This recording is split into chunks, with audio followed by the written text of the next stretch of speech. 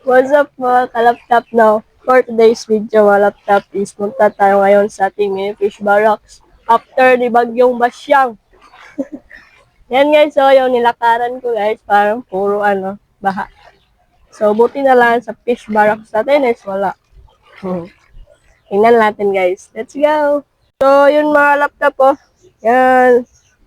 Baha na naman dito sa amin. At ngayon lang natin nabisita yung mga fishes natin dito kasi nga sobrang ulan. Ayan. Buhay pa naman sila mga laptop. Kahit na walang kain. Ayan. May napunta dito ng dahon. Ayan guys. Okay pa naman sila. So, wala talaga tayong dito, water change, no? Kasi nga, maulan. Dito sa koi naman natin mga laptop. Ayan guys. Okay pa sila. At ito yung narinig ni mama na may nabagsak daw na tupperware. So, ito pala yun. Sobrang lakas talaga ng hangin kahapon mga laptop o kagabi. Yan no, na yung mga coral natin dito. At buti na lang guys is hindi siya napunta yung tubig dito. Yan, kasi kapag umulan ka talaga mga laptop is pupunta talaga dito yung tubig. At buti na lang dyan na lang siya. Kasi lalagyan pa natin to ng buhangin talaga. Para hindi na siya mag-flood. So, yung mga goldfish naman natin mga laptop, ayan, i-adjust natin yung dito yung oxygen. Kasi parang konti na lang yung oxygen dito sa koi.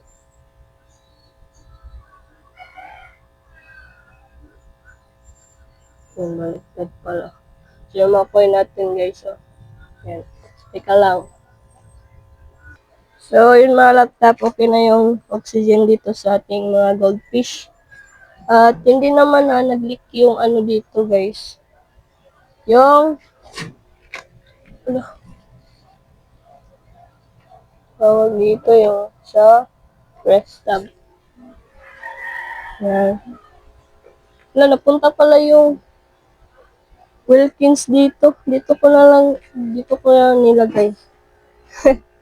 So, ayun mga laptop. Wala pa tong kain sila mga laptop. 2 days na. So, kailangan natin silang pakainin para malusog sila. Yan. So, hindi pa nag-drop yung mga mollies natin mga laptop. At dito din, no, hindi pa din. Yan. So, ang blue panda pala natin mga laptop is buhay pa din. Yan. At okay naman na sila mga laptop. So, bigyan natin sila ng Koi King. Koi King!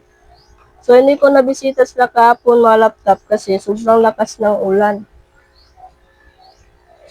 Sobrang hangin at may kidlat. Ayan, mga kois natin. So, makikita na talaga natin sila makalaptop kasi yung kapal nila is blue. So, dito naman sa goldfish. Yung goldfish natin, guys. Ayan, may kulay na sila, no? At sa ating mga mollies naman, sa gapi. So, lang. Matay ng tubig. At maglagay tayo ng half ng kutsara. Yan. Lambutin muna natin makalaptop. Yung Koi King. So, ayun mga laptop. Yun lang yung update at hindi ko na hintayin yung guys, yung paglambot sa ating mga Koi King para sa mga gapis natin. So, yung gapis naman natin mga laptop, mas maganda talaga no, yung may mga planted na plants tayo kasi kagaya nito, matagal tayo makapag water change.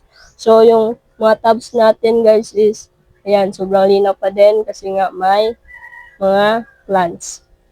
Kung wala tong plants, mga laptop siguro, madumi na. Hindi na clear yung tubig. Kahit na may mandumi dyan sa ilalim, hindi na apektuhan yung quality ng tubig kasi may mga plants tayo. Gaya nito, oh. Yan, hindi pa natin nalipat yan. So, maganda talaga, no? Sobrang clear. Dito din, oh. Super clear ng tubig. Yan. Kahit na walang kain, guys. Yan. Sobrang, linaw pa din. Yan, no? So, ayun lang mga laptop. Yun yung update natin dito sa mini fish barracks. So, yun lang mga laptop na. Salamat pala sa panonood. And don't forget to like, share, comment, and subscribe to my channel. And click the tiny bell para like updated sa susunod na i-upload. So, yun lang mga laptop. Salamat sa panonood. Peace out.